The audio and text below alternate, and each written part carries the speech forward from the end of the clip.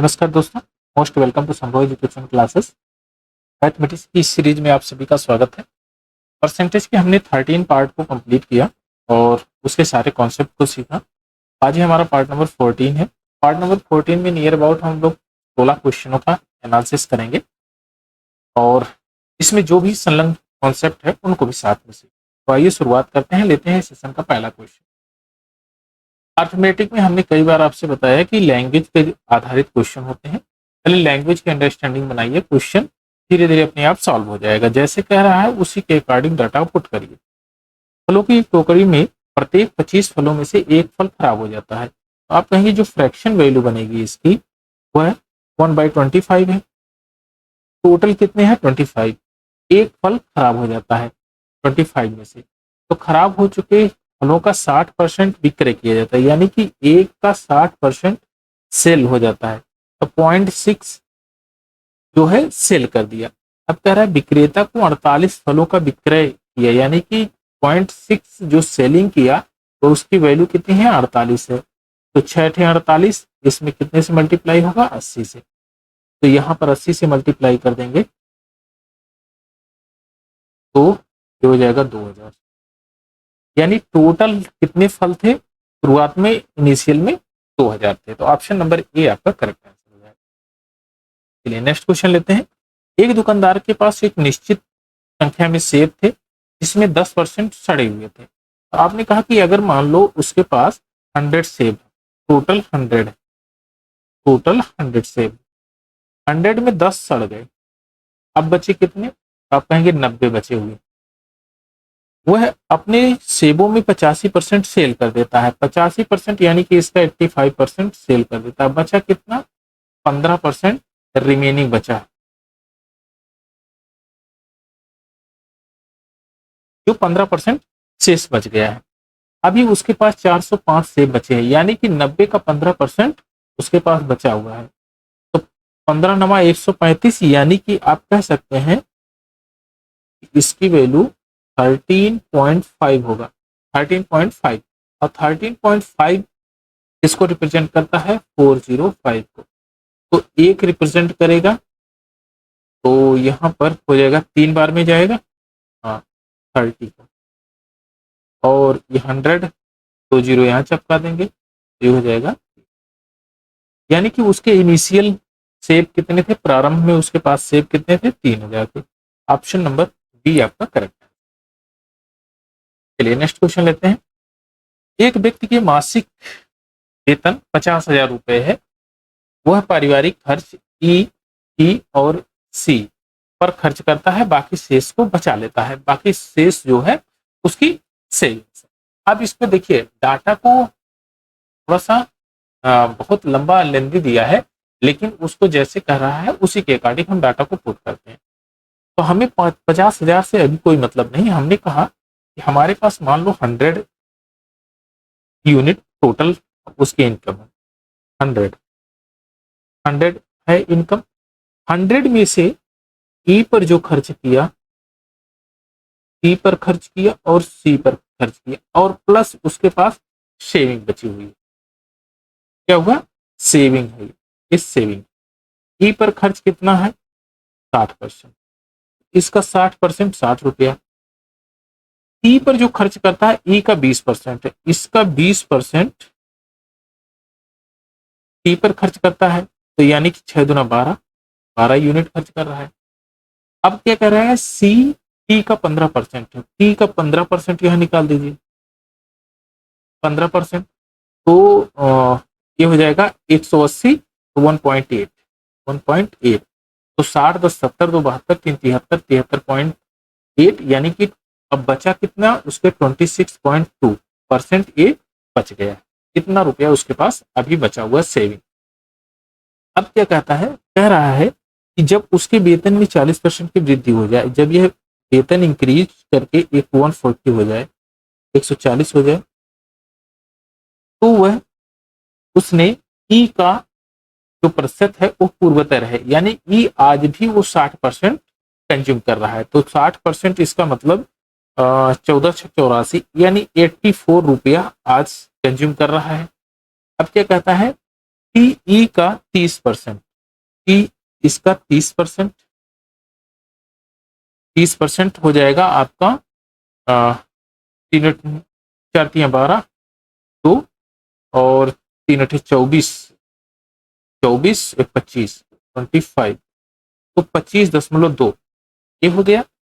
अब कह रहा है सी टी का 20% है, इसका 20%, 25×50 यानी कि 5.04 ये हो गया। अब सेविंग इसके बाद कितना कर रहा है, तो इनको जोड़ लेंगे, तो जोड़ेंगे ये हो जाएगा 84, 25.2 और 5.04, तो 4 2 और 5 5 10 4 14, 4 हाथ लगे 1 8 2 10 1 1 11, 114, 114 को 115 मानते हैं, तो ये 125 आ जाएगा 25.76, 25.76 ये इसकी सेविंग है।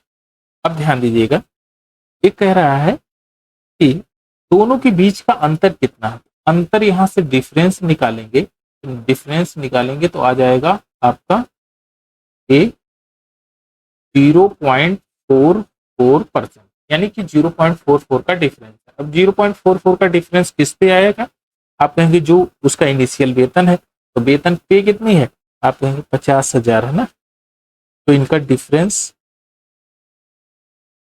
इंटू 0.44, आप पॉइंट को हटाएंगे तो 2 जीरो यहां से कैंसिल हो जाएगा, तो पॉइंट यहां से रिमूव हम कर दिए और बटे 100 कर देंगे, तो ये 2 जीरो यहां से कैंसिल आउट हो जाएगा, ये आ जाएगा 220 और यही इसका आंसर है, यानी उनका डिफरेंस कितना है 220। ऑप्शन नंबर बी इसका करेक्ट आंसर। चलिए, लैंग्वेज बहुत अच्छी थी और लैंग्वेज पे ही आधारित है क्वेश्चन। नेक्स्ट क्वेश्चन लेते हैं, क्वेश्चन नंबर 24। क्वेश्चन नंबर 24 में कह रहा है प्रत्येक महीने एक आदमी 25 किलोग्राम चावल और 9 किलोग्राम गेहूं खरीदता है, यानी कि राइस जो ले रहा है, राइस और वेट्स, राइस कितना है उसका 25 किलोग्राम और वेट्स कितना है 9 किलोग्राम, यानी कि चावल वो 25 किलोग्राम कंज्यूम करता है और गेहूं करता है 9 किलोग्राम खत्म करता है। अब कह रहा है कि चावल की कीमत गेहूं की कीमत का 20% है, यानी कि 20% का फ्रैक्शन वैल्यू कितना बनेगा, आप कहेंगे 1/5। 1/5 क्या है, राइस का प्राइस है और जो गेहूं का प्राइस है वो आपका 5 यूनिट है, तो 5 रुपया पर केजी है, पर केजी, और एक चावल 1 रुपया पर केजी, 1 रुपया पर केजी। चलिए, अब ये आपका दे दिया। अब कह रहा है कि चावल और गेहूं भी प्रति महीने 350 रुपया खर्च करता है, यदि गेहूं की कीमत 20% बढ़ जाए। गेहूं की कीमत 20% बढ़ने का मतलब है ये 5 से 6 हो जाए, यानी कि 6 हो जाए, 6 यूनिट, 6 रुपया पर केजी, रुपीस कर लीजिए, रुपया पर केजी, रुपीस पर केजी हो गया। अब कह रहा है कि अगर 6 रुपया बढ़ेगा तो यानी 1 यूनिट बढ़ रहा है, तो आप कहेंगे यहां पर कितने की बढ़ोतरी होगी, 1 यूनिट की बढ़ोतरी हो जाएगी। तब भी चावल की खपत में कितने % की कमी करे कि 350 रुपया ही खर्च रहे। देख, ध्यान में रहे कि खर्च हमेशा कांस्टेंट के टर्म में है, अब कांस्टेंट है यानी कि अगर 9 रुपया इसमें बढ़ा दिया गेहूं में, तो चावल में 9 रुपया कम करना पड़ेगा, और चावल में 9 रुपया कम करने का मतलब है ये इतने समय 25 रुपया कंज्यूम कर रहा है और ये कितना कर रहा है 9 × 5 = 45, 45, और बाद में कितना करने लगा, तो 9 × 6 = 54। तो किस पे कमी करना पड़ेगा आपको, राइस पे। तो राइस पे अगर कम करेंगे 9/25 × 100, तो 25 चौक 9 चौक 36, 36% की कमी करनी पड़ेगी। यहां पर आपका 350 से कोई मतलब नहीं, 350 रुपया जो है कांस्टेंट के टर्म में है, तो यहां पर मनी आपसे नहीं पूछा, परसेंटेज पूछा है। तो चावल के मूल्य और गेहूं की खपत स्थिर रहे यानी कि कांस्टेंट टर्म रहे, तो इसके बारे में पूछा है कि कितने परसेंट चावल को रिड्यूस करेंगे, तो आप कहेंगे 36% चावल की में कमी किया जाएगा, तब ये बैलेंस बराबर रहे। चलिए नेक्स्ट क्वेश्चन लेते हैं, क्वेश्चन नंबर 25। क्वेश्चन नंबर 25 ये कहता है जान नियमित काम के प्रति घंटे 57 रुपए, ओवर टाइम के लिए 144 रुपए मिलते हैं। देखिए जब वो पर्टिकुलर काम करता है प्रति घंटे तो उसको 57 रुपए मिल रहा है, ओवर टाइम कर रहा है 144 रुपए मिल रहा है। अब क्या कर रहा है कि उसने कुल मिलाकर 172 घंटे काम किए, ओवर टाइम घंटे उसकी आय के नियमित घंटों की आय का 15%। 15% का मतलब क्या होगा, यानी कि उसका 15% का मतलब हो जाएगा 3/20। 3/20 3 क्या है, ओवर टाइम। ओवर टाइम है, और ये क्या है, रेगुलर। रेगुलर तो हम लिख देते हैं एक बार रेगुलर और ओवर टाइम। रेगुलर और ओवर टाइम। रेगुलर में कितना है, आप कहेंगे 20 घंटे काम कर रहा है, 20 यूनिट है इनकम, सॉरी इनकम है ये 20 यूनिट। ओवर टाइम में कितने यूनिट ये ले रहा है, 3 यूनिट कमा रहा है। 20 यूनिट इसने कमाया रेगुलर में, और ओवर टाइम करके 3 यूनिट कमाया। अब घंटे यानी कि 57 घंटे तो रेगुलर काम किया, 57 रुपए में पर घंटे रेगुलर काम किया, और 114 घंटे ये करता है ओवर टाइम। तो इसका जब डिफरेंस निकालेंगे तो ये आ जाएगा 1:2। यानी कि अगर रेगुलर टाइम 1 घंटे करता है तो ओवर टाइम कितने करेगा, आपका 2 घंटे ये कर रहा है। तो घंटा अगर यहाँ पर आप कहेंगे पर आवर लिख दीजिए, तो टोटल घंटा कितना लगेगा, तो आप कहेंगे कि 20 से डिवाइड कर देंगे तो ये आ जाएगा 30, और यहाँ पर डिवाइड करेंगे 3/2, तो ये हो जाएगा 40:3। अब घंटे कितने लगे, 40:3 घंटे लगे हुए। टोटल घंटे कितना किया है, वो 72 घंटे, तो ये 43 आवर तो इसने किया है। अब 43 आवर को रिप्रेजेंट करता है 172 घंटे, तो इसमें 4 गुना है और 1 यूनिट की वैल्यू आ जाएगी 4। अब आपसे कहा है कि ओवर टाइम कितना करेगा, ओवर टाइम कितना था आपका 3 यूनिट, तो 3 से मल्टीप्लाई कर देंगे तो 3 गुणे 4 12 आवर। अच्छा यहाँ पर सॉरी एक चीज है, ये ओवर टाइम नहीं, ओवर टाइम यहाँ पर है ना, ये है टाइमिंग के लेते हैं, ये इनकम है उसकी, 12 घंटे वो ओवर टाइम कर रहा है। अगर इनकम में भी मल्टीप्लाई करते हैं तो 12 यूनिट वो इनकम जनरेट कर रहा है। तो यहाँ पर आपका कितने घंटे ओवर टाइम कर रहा है, तो 12 घंटे ओवर टाइम कर रहा है। तो ऑप्शन नंबर ए आपका करेक्ट आंसर हो जाएगा। चलिए नेक्स्ट क्वेश्चन लेते हैं। नेक्स्ट क्वेश्चन में कह रहा है कि गांव की आबादी का 5/9% पुरुष है, यदि 30% पुरुष विवाहित है। देखिए 30% पुरुष विवाहित है, तो कुल जनसंख्या में अविवाहित महिलाओं का परसेंट कितना है, तो हम कहेंगे कि 5 यूनिट तो टोटल है, ये क्या है, ये टोटल है, और ये है मेल, तो मैं कहूंगा कि मेल और फीमेल को निकाल सकता हूं, ये 5 यूनिट और ये 4 यूनिट, मेल और फीमेल आ गए। आप कह सकते हैं कि अगर डाटा को आसान बनाना है तो एक 0 लगा दीजिए, 40 और 50 लिख देंगे तो भी कोई दिक्कत नहीं। अब कह रहा है कि यदि पुरुषों का 30% विवाहित है, यानी कि 30% इसका विवाहित है, 30%, 3×5 = 15 विवाहित है, इसका मतलब 15 तो यहाँ पर भी विवाहित होंगे, 15 यहाँ भाई एक पुरुष एक स्त्री के साथ विवाहित होगा, तो बचेगा कितना, यहाँ पर बचेगा आपका, इसमें से घटा देंगे तो ये हो जाएगा 25। 25 ऐसे फीमेल हैं जो है अविवाहित, ये अविवाहित। अविवाहित। अगर अविवाहित है तो इनका परसेंटेज आपको ज्ञात करना है, और ज्ञात किस पे करना है, टोटल यूनिट पे, यानी 90 यूनिट है टोटल लोग। तो 25/90 इंटू 100, 0 से 0 कट जाएगा, तो हो जाएगा 250/9, 9 दूना 18, 9 दूना 18 और 7 बच गया 70, 9 सत्ते 63 और 7/9%, 27 सही 7/9%।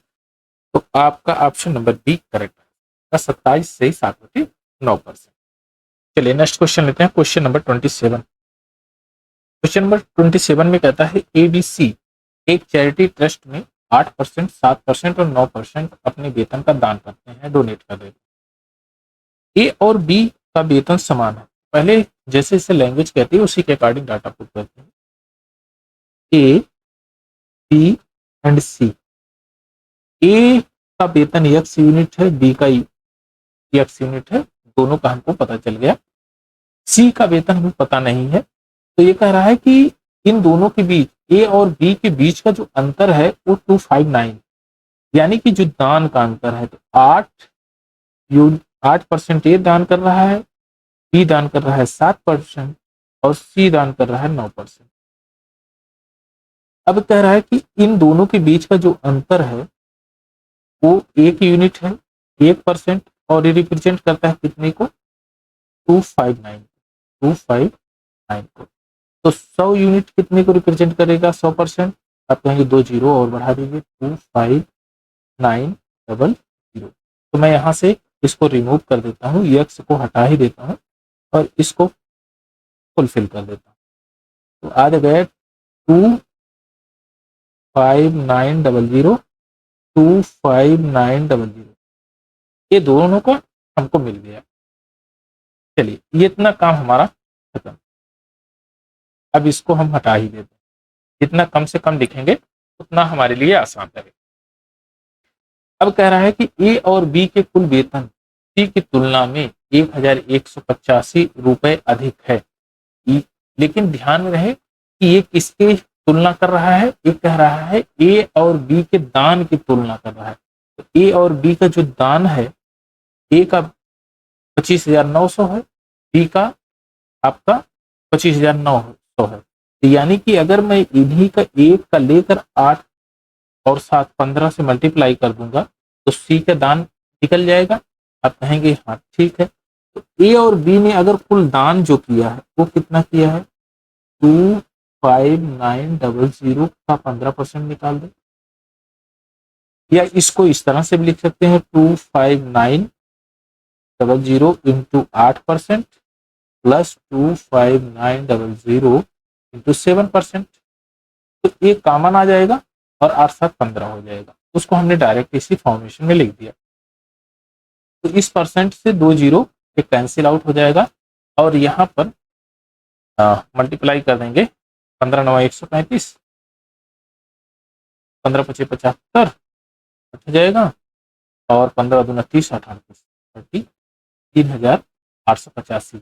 अब सी का जो दान है वह कितना इनके दान से कम होगा, कितना, 1185, 1185 इनका दान अधिक है। तो मैं इसमें से घटा दूंगा 3,885 में से 1185 आ जाएगा 2700 ये दान किया है, दान किया है। अब कह रहा है सी जो है 9% दान करता है, सी कितना दान करता है, 9%। तो 9% रिप्रेजेंट करता है 2700 को, तो 100% रिप्रेजेंट करेगा आपका 9 3 27 00 2 जीरो और बढ़ा दीजिए 30,000। मैं यहाँ डायरेक्ट लिख देता हूँ 30,000, यानी कि ए की इनकम 25,900, बी की इनकम 25,900, सी की इनकम 30,000 हो गई। अब आपके पास डाटा आ गया है। अब देखिए कह रहा है कि ए और सी का कुल दान, ए और सी का कुल दान, यानी कि इनका जो है 8%, ए और सी यानी 25,000 का 25,900 का 8%, ए का दान, ए प्लस सी का दान कितना है 2700, तो प्लस 2700 इसमें जोड़ देंगे। ए और सी का दान निकल गया, तो इसमें से 2 जीरो से एक कैंसिल आउट हो जाएगा, तो ये हो जाएगा 9×8 = 72 के 2 हाथ लगे 7, और 8×5 = 40, 7×7 = 47 के 7 हाथ लगे 4, 8×2 = 16, 4×20, और जोड़ देंगे इसमें 2700, तो 2772 आपका आ जाएगा। तो नहीं सॉरी 4000 हो जाएगा ना, 4000, 4772, 4772, ये आपका 4772 रुपया ए और सी ने दान किया। ए बी सी के कुल वेतन का कितने परसेंट है, तो आप कहेंगे कुल वेतन हम जोड़ लेते हैं 25,000, 25,000, 50,000, 30, 80,000, यानी कि 80,000 और 900, 900, 1800, तो हो जाएगा 81,800, ये हो जाएगा 4772 अपॉन 81,800 रुपये। इसी का परसेंटेज आपको निकालना है, कितने परसेंट है, तो देखिए 00 से 00 कैंसिल, 8×5 = 40, अगर मैं 8×6 = 48 कर दूं तो ये जो है यहाँ पर ऑप्शन मिलेगा नहीं, क्योंकि 6.2 यूनिट ये तो गलत हो जाएगा, 6.2 यूनिट ये गलत हो जाएगा, 7 भी गलत होगा, 8×5 = 40, 5.8 आपका करेक्ट आंसर है, 5.8%। तो अप्रोक्सीमेशन अगर लगाएंगे तो भी आपके लिए बहुत बेहतर होगा, अप्रोक्सीमेशन से भी क्वेश्चन सॉल्व हो जाएगा। तो 5.8% आपका आंसर हो जाएगा, ऑप्शन नंबर बी आपका करेक्ट। चलिए नेक्स्ट क्वेश्चन लेते हैं, क्वेश्चन नंबर 28, बहुत बेहतरीन क्वेश्चन है, लैंग्वेज बेस्ड पे है। कह रहा है कच्चे माल में जो है 15% की वृद्धि हो जाए और श्रम लागत में 19% की वृद्धि हो जाए, तो बस की कुल लागत टोटल कास्ट में 2,296 रुपए की वृद्धि हो जाती है। तो आपको ज्ञात करना है कच्चे जो माल है उसकी कीमत में वृद्धि के बाद लागत और श्रम लागत यानी लेबर चार्ज में जो है अंतर, उसको आपको उनके डिफरेंस को निकालना है। यदि कुल लागत कच्चे माल तथा श्रम के योग और प्रारंभ में कच्चे माल का लागत का 13/20 है, तो मैं कह सकता हूं जो कास्ट आएगा, टोटल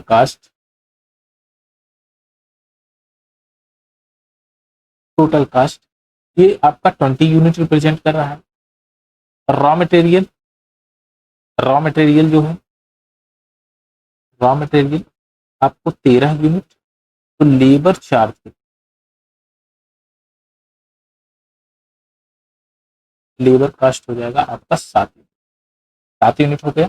अब कह रहा है कि अगर कच्चे माल की कीमत में 15% की वृद्धि कर दी जाए तो 1.15 की वृद्धि कर दीजिए, तो ये आ जाएगा 15×45 और 15×4 = 19, 1.9, ये आपका वृद्धि हो गया इसमें। और लेबर चार्ज में अगर वृद्धि करते हैं 19% की 0.19 से मल्टीप्लाई कर देंगे, तो 19/133 1.33 इसमें वृद्धि हो गई। अब टोटल ओवरऑल वृद्धि कितनी होगी, तो इन दोनों को जोड़ देंगे, तो 5×3 = 8, 9×3 = 12 और ये 3.2% की जो है वृद्धि हो गई। जब इतने की वृद्धि हुई है, यानी कि इतने यूनिट दिया है, अब आप कहेंगे कि 3.28 यूनिट रिप्रेजेंट करता है कितने को, 2,296, तो यहाँ 7 से मल्टीप्लाई कर देंगे और 00 मल्टीप्लाई करेंगे, क्योंकि यहाँ पॉइंट है, तो एक यूनिट की वैल्यू कितनी आ जाएगी, 700, एक यूनिट की वैल्यू 700 आ गई। अब कह रहा है कि इनके जो कच्चे मूल्य की वृद्धि होने के बाद जो लागत आई है रॉ मटेरियल और लेबर चार्ज में अंतर कितना है, तो यहाँ से डिफरेंस निकालेंगे, तो डिफरेंस आ जाएगा 0.62 यूनिट की जो है डिफरेंस आया है। तो किस पे आया है डिफरेंस, 700 का 0.62, तो पॉइंट से इसको हटाएंगे तो 2 जीरो यहाँ कैंसिल हो जाएगा, और 7×2 = 14, 4 हाथ लगे 1, 7 एक 42, एक 45, 434, 434 ऑप्शन नंबर ए आपका करेक्ट आंसर है। कितने रुपए का डिफरेंस आएगा? 434। नेक्स्ट क्वेश्चन लेते हैं। नेक्स्ट क्वेश्चन कह रहा है कि आईआईएम में 60% विद्यार्थी लड़के और शेष लड़कियां। तो 60% विद्यार्थी लड़के का मतलब है बॉयज एंड गर्ल का डिफरेंस डालते हैं, बॉयज एंड गर्ल। तो ये 3:2 के रेशियो, 3:2 के रेशियो। 15% लड़के, 7.5% लड़कियां पूरी फीस माफ है। तो 15% लड़के, 15% लड़के और 7.2%, 7.5% लड़कियों की फीस माफ। अब कह रहा है कि यदि फीस छूट मिलने वाले विद्यार्थियों की कुल संख्या 90 हो। अब फीस जो छूट मिली है, यानी कि इसका हम 13 का 3 का 15% निकालेंगे, 3 का 15% का मतलब हम कह देते हैं, या तो डायरेक्ट मैं लिख देता हूं। अच्छा, ओवरऑल हम निकाल लेते हैं ना, सबसे बढ़िया है ओवरऑल। ओवरऑल जो परसेंटेज का डिफरेंस आएगा वो 3 × 15, 15% प्लस 2 × 7.5% अपॉन इन 3 + 2 योग 5। तो ये आ जाएगा 15 × 45 और 7 × 14, 1 15, 45 5 50 60, यानी 60% बटे 5, तो आ जाएगा कितना? 12%। और 12% रिप्रेजेंट करता है कितने को? 90 को। तो 3 से काट देंगे, 3 × 4 = 12, 30, और यहाँ मल्टीप्लाई कर देंगे 25 से, तो 100 की वैल्यू कितनी आ जाएगी? 750, 750। यहाँ पूछा कितना है आपसे? जरा 50% छूट के योग्य है, 50% छूट के योग्य है। यदि कह दिया जाए कि पूरी फीस नहीं मिलती है तो 50% छूट के योग्य है, तो 50% जो छूट के योग्य है, तो बचेगा कितना? रिमेनिंग पार्ट जो बचा हुआ है 88 है, और 88% में 50% छूट के योग्य है, यानी 1/2, 44% जो है वो छूट के योग्य है। यानी कि आप यहाँ कह सकते हैं कि इसमें अगर 11 से मल्टीप्लाई कर देंगे तो ये 44% बनेगा, यहाँ 11 से मल्टीप्लाई कर देंगे तो 330 हो जाएगा। तो 330 ऐसे कैंडिडेट हैं जो छूट के योग्य हैं। Option number C correct answer हो जाएगा। चलिए नेक्स्ट क्वेश्चन लेते हैं, क्वेश्चन नंबर 30। क्वेश्चन नंबर 30 में कह रहा है कि किसी कंपनी में कर्मचारियों की संख्या x% वृद्धि होती है, उस समय की अवधि में भी x% की वृद्धि हो जाती है। इसके कारण कंपनी के उत्पाद में 74.24% बढ़ जाता है। यदि कंपनी के कर्मचारियों का शुरुआती संख्या पता लगाएं, अगर कुल 240 नए कर्मचारी कंपनी में शामिल हुए तो कितने बढ़े हैं, पहले इसको पता लगाना है। तो ओवरऑल कैसे निकालते हैं? आप कहेंगे प्रोडक्शन जो होता है, प्रोडक्शन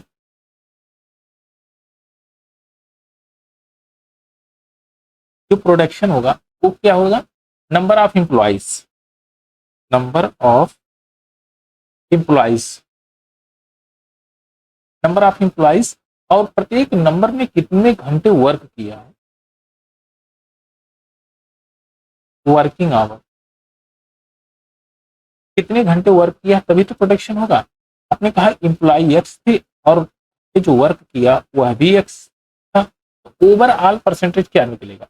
ओवरऑल आप कहेंगे कि X plus X plus X square by 100 is equal to 74.24%, 74.24%, ये है। अब देखिए इसमें कह रहा है कि कितने परसेंट की जो है वो जो वृद्धि हुई है, तो कितना का वृद्धि हुआ है? 74.24%। 74.24% की जो वृद्धि का इसका डाटा निकालेंगे तो देखिए 74.24% को इसको क्या लिख सकते हैं? हम कहेंगे वृद्धि, हम लिख देते हैं 100 है, तो 100 से कितनी हो गई है, 174.24%। ये कह सकते हैं कि इतना हो गया है। मैं यहाँ पर ये परसेंट को रिमूव कर देता हूँ, इसको हटा देता हूँ और पॉइंट को भी हटा देता हूँ, पॉइंट को भी हटा देता हूँ।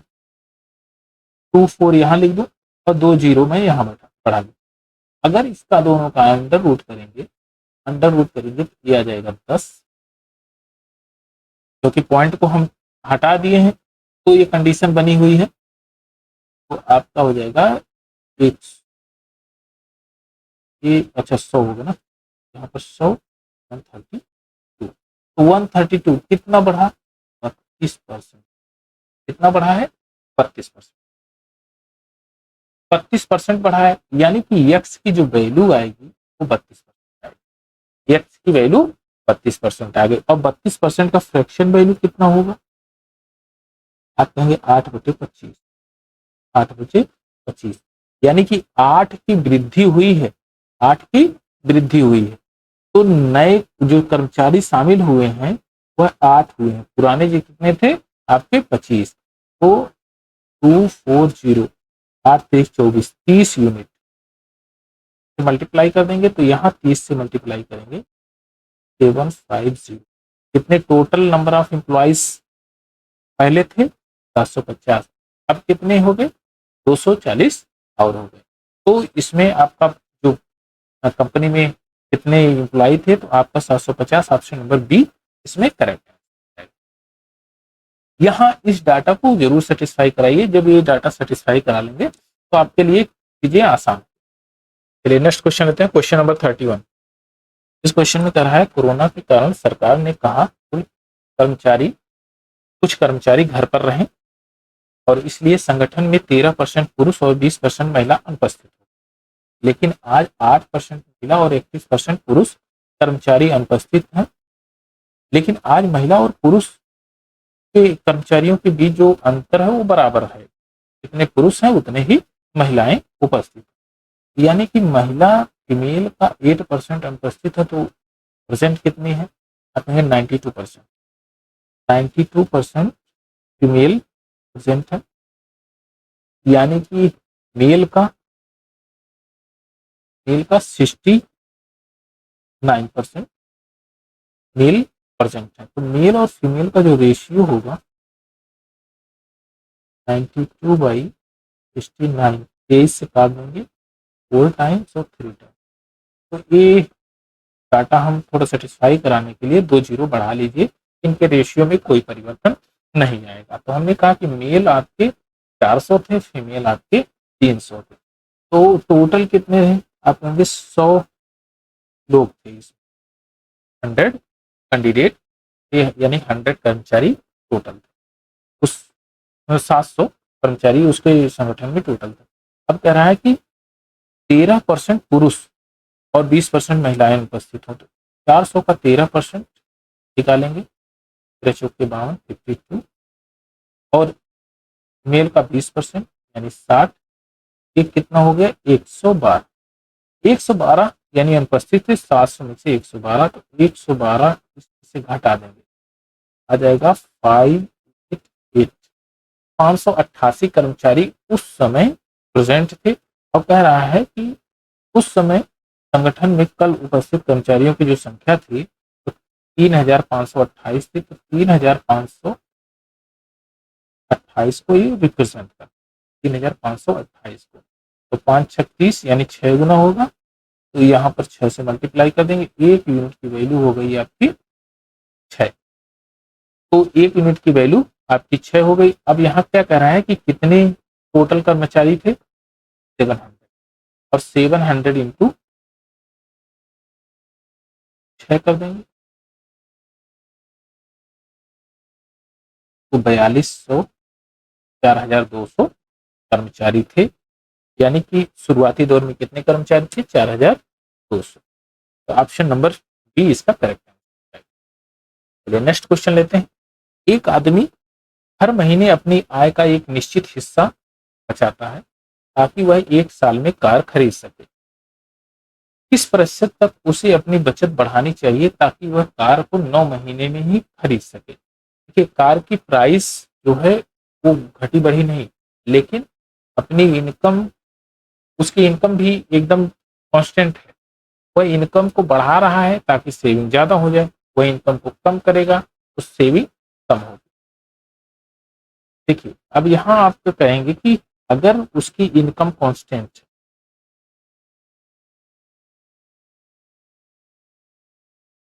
इनकम कांस्टेंट, हमने कहा कि ये 12 मंथ में ले रहा है, अब वो क्या करता है कि 9 मंथ में लेना चाहे, अब वो 9 मंथ में लेना चाहेगा। इनकम अगर कांस्टेंट है तो ये इनवर्सली प्रोपोर्शन हो जाएगा, ये बदल जाएगा 9 और 12, यानी कि एक महीने में 12 महीने में 9 यूनिट ये बचा रहा है। 12 नवा 108 यूनिट यहाँ। अब क्या किया कि वो 9 महीने में ही बचाना अगर रहेगा उसको, तो 12 यूनिट अपने इनकम का बचाएगा तो 108 जाएगा, कार खरीद लेगा। अब ध्यान दीजिएगा कि इसमें कह रहा है कि वह कितने परसेंट तक बढ़ोतरी करे, तो 9 यूनिट से 12 यूनिट बनाने के लिए कितने की बढ़ोतरी करेगा, 3 यूनिट बढ़ोतरी करेगा। किस पे करेगा, 9 यूनिट। तो परसेंट इंक्रीजिंग क्या करेंगे, 3/9, 9 इंटू 100, तो 9 इंटू 100 यानी कि 33.33%, 3.33%। ऑप्शन नंबर बी आपका करेक्ट है। इसमें कांस्टेंट टर्म काम कर रहा है, कांस्टेंट वैल्यू वाले जितने भी क्वेश्चन हैं उनको आप अगर अटेम्प्ट किए होंगे तो ये क्वेश्चन बड़े आराम से लग जाएगा। चलिए नेक्स्ट क्वेश्चन लेते हैं।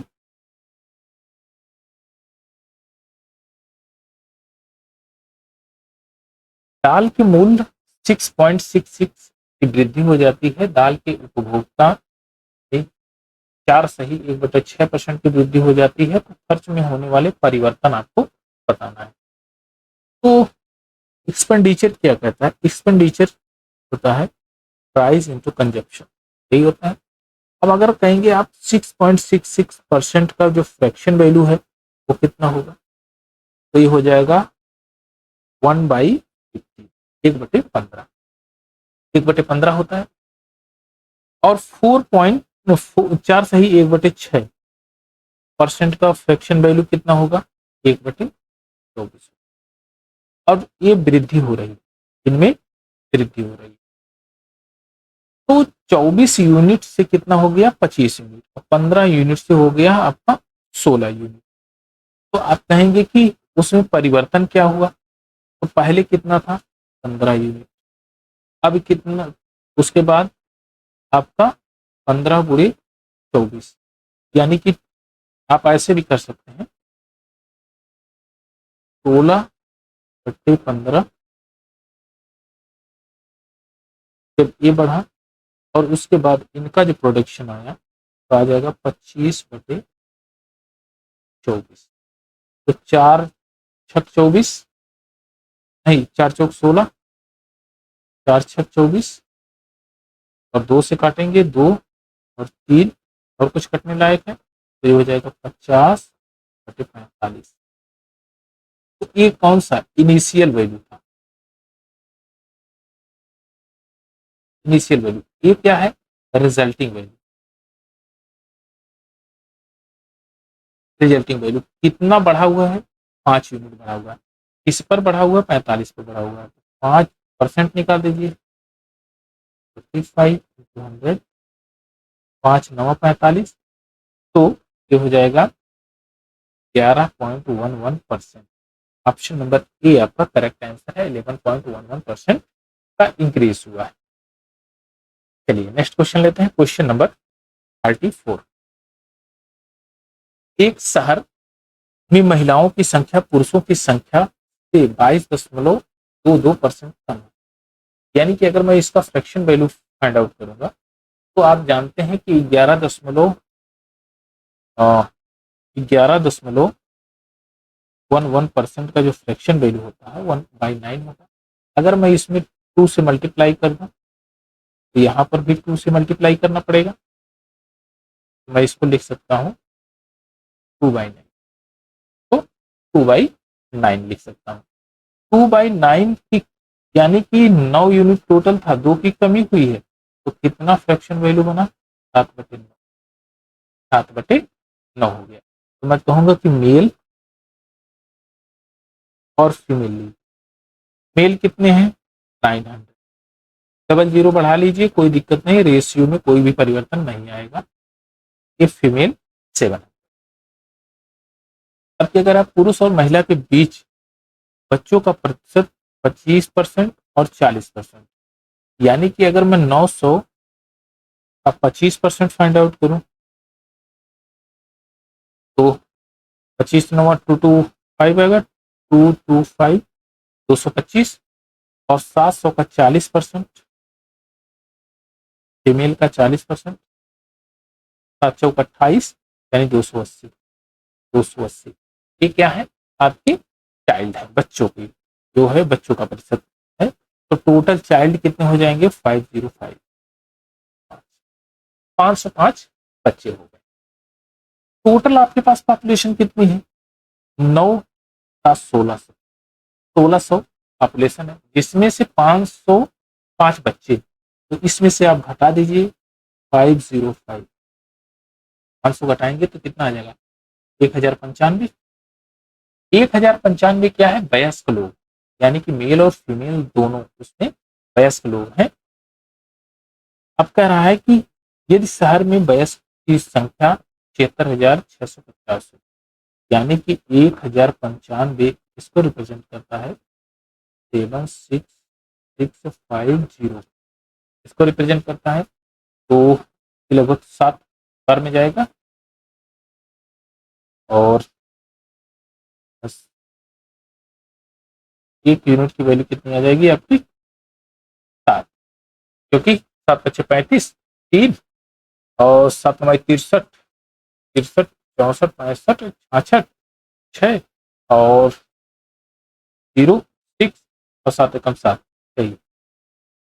तो एक यूनिट की वैल्यू आपकी आ गई 7, और एक जीरो और बढ़ा दीजिए, हो गया 70, यानी कि 70, एक यूनिट की वैल्यू 70 है। अब पूछा क्या है कि बच्चों की संख्या आपको बतानी है, तो बच्चे कितने 505, 505, इसमें मल्टीप्लाई कर दीजिए, तो 7×5 = 35, और 7×5 = 35, 3535, तो 35350, यानी 35,350 उसमें चाइल्ड है। तो ऑप्शन नंबर बी इसका करेक्ट आंसर हो जाएगा, 35,350।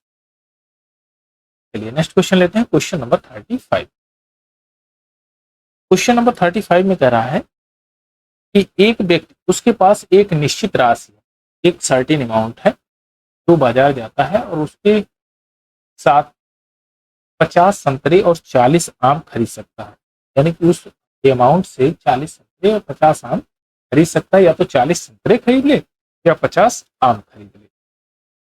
तो वह टैक्सी किराए के लिए 10% राशि भुगतान करता है, यानी कि किराए में 10% राशि को भुगतान किया, 24 आम खरीदता है, शेष राशि में से कितने संतरे और खरीद सकता है, उसने जो संतरे खरीदे उसकी संख्या ज्ञात करना है, यानी कि जो शेष अमाउंट था उसमें कितने संतरे उसने खरीदे। आपको यहाँ पर एक लाइन में कहता है 50 संतरे और 40 आम खरीद सकता है, यानी कि 50 ऑरेंज बराबर 40 मैंगो, 40 मैंगो, यही तो है 40। अगर हमने कहा कि इसके पास कोई भी निश्चित अमाउंट, मान लो 200, लेट 200 रुपीज उसके पास है, 200 रुपए उसके पास है, तो इसमें से वो कितना आम खरीदेगा, एक ऑरेंज की प्राइस कितनी होगी, एक ऑरेंज की प्राइस कितनी हो जाएगी 4 यूनिट, और एक मैंगो की प्राइस कितनी हो जाएगी 5 यूनिट। 40 से काटेंगे तो 5 बार में कट जाएगा, ये आपका रुपया आ गया। चलिए, एक ऑरेंज की प्राइस आपकी 4 रुपए की है, एक ऑरेंज, और मैंगो 5 रुपए। अब कह रहा है कि उसने टैक्सी किराए में 10% किराया दे दिया, यानी कि इसका अगर 10% आप किराया निकालेंगे 10%, तो 20 रुपया किराया है, किराया दे दिया, बचा कितना उसके पास 180 रुपया ही तो बचा है, 180 रुपया बचा है। अब कह रहा है कि उसने 24 आम खरीद लिए, 24 आम खरीद लिए, यानी कि 24 आम की प्राइस कितनी होगी? तो 5 चौक 20 की शून्य, 7 लगे 2, 5 दूना 10, 12, 120 रुपया।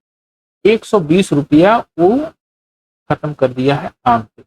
180 में से 120 डाल देंगे, 60 रुपया बचेगा, 60 रुपया। अब ऑरेंज, ऑरेंज कितना खरीदेगा? 60 रुपए में एक ऑरेंज की प्राइस कितनी है? 4, 15 चौकी 15 ऑरेंज खरीदेगा। ऑप्शन नंबर सी इसका करेक्ट आंसर है, 15। कितने ऑरेंज खरीदेगा वो रिमेनिंग अमाउंट में से? 15। चलिए नेक्स्ट क्वेश्चन लेते हैं, क्वेश्चन नंबर 36, इस सेशन का लास्ट क्वेश्चन है। इसमें कह रहा है कि एक प्रसूति केंद्र में बच्चों के जन्म के 5% मामले जुड़वा बच्चे पैदा होते हैं। जन्म लेने वाले कुल बच्चों में जुड़वा बच्चों का अनुमानित प्रतिशत क्या है? देखिए, अगर हमने कहा कि 100 बच्चे जन्म लेते, 100 बच्चे जन्म लेते हैं, 5% बच्चे जुड़वा है, 5% बच्चे जुड़वा है, और 95% सिंगल बच्चे पैदा हुए। 5% जुड़वा का मतलब है 5 बच्चे और ही तो आएंगे, यानी कि 5 + 5 10 बच्चे हो जाएंगे, क्योंकि ये जुड़वा है। और 10 बच्चे अगर हो गए जुड़वा, तो इसमें कह रहा है जन्म लेने वाले कुल बच्चों में जुड़वा बच्चों का प्रतिशत। तो जन्म लेने वाले कितने हो गए? 10 + 95, टोटल कितने हो गए आपके? 105। अब 105 में 10 का परसेंट आपको ज्ञात करना है। 10/, तो आपका आ जाएगा 9 बार में जाएगा 945, 55, 55 सही 105, तो लगभग 9.5 के समथिंग जाएगा, यानी 9.5%। Option number C correct answer है, 9.5%। कितने जुड़वा बच्चे प्रतिशत है? 9.5%। तो आज का सेशन यहीं तक, नेक्स्ट वाला सेशन हम लोग कल करेंगे। Thank you for watching.